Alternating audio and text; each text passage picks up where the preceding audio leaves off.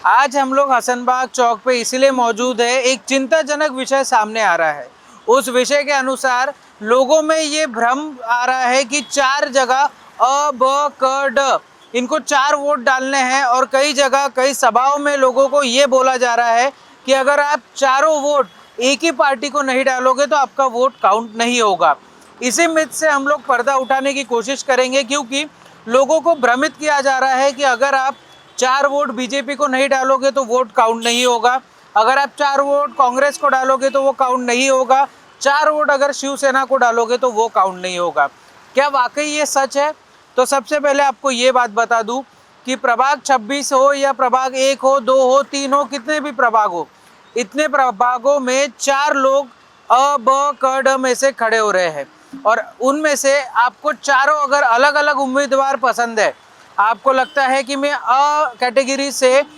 फलाने आदमी को चुन के ला लूँ, ब कैटेगरी से बीजेपी को ला लूँ, क कैटेगरी से कांग्रेस को ला लूँ और ड कैटेगरी से शिवसेना को ला लूँ, तो भी आप वोटिंग कर सकते हैं। आप चारों उम्मीदवारों को अलग अलग वोट डाल सकते हैं, फिर भी आपका वोट उनको मिल जाएगा। यहाँ पे जो भ्रम की स्थिति जो पैदा की जा रही है, जिन लोगों को शायद वोटिंग का थोड़ा सा नॉलेज कम है, उन लोगों को ये बताया जा रहा है कि जब तक आप 4 वोट एक ही कैंडिडेट एक ही पार्टी को नहीं डालोगे तब तक के आपका वोट काउंट नहीं होगा। और ये भ्रम करने वाले कॉल्स हमारे पास में भी कई बार आए, हमने उनको समझाने की कोशिश की।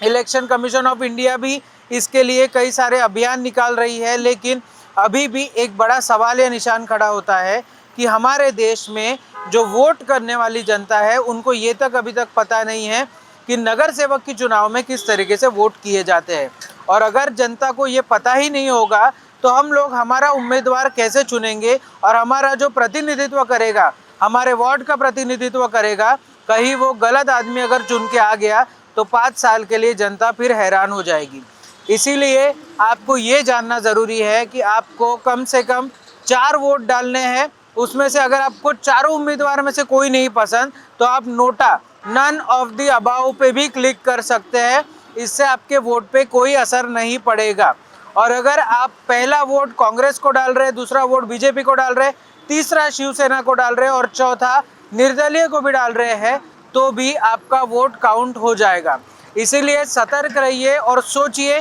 कि आप अपने उम्मीदवार किसको बनाना चाहते हैं, किसको अपने नगर का प्रतिनिधित्व सौंपना चाहते हैं। वीडियो जर्नलिस्ट प्रवीण सूर्यवंशी के साथ मैं शांतनु अग्रवाल, महान्यूज़ 7 नागपुर।